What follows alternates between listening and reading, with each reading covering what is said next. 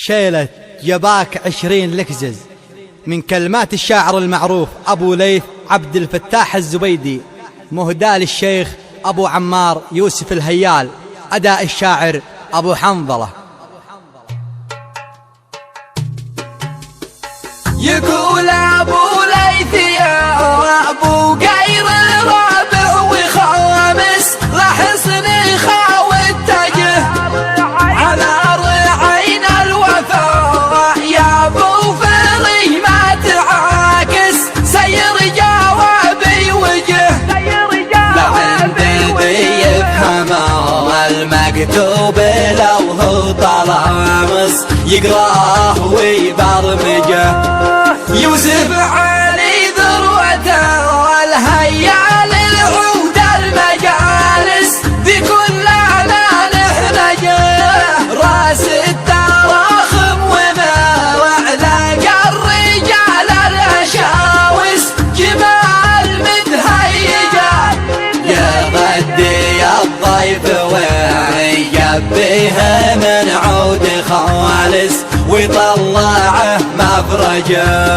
تحجر لهم العيون تحجر لهم العيون الساجيات النواعس ما جافاها تخلجه ما مثل يوسف علي مغرس بكل المغارس بكيل او مذحجه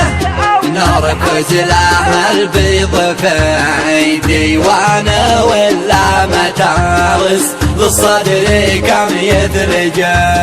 يقطع ويبضع وطابعه قبل يقطع يقايس هل جدها بمهرجه بلغ سلام الزبيدي ياهب وبالنسانس بس انتبه تزعجه الشيخ يوسف نفايس ناجمه من نفايس من الدرر ناتجه من روس مدحج ومدحج بالكتب والقوامس شموس متوهجه انت حروف الذهب روس النصال السوانس الهنداون تضعجه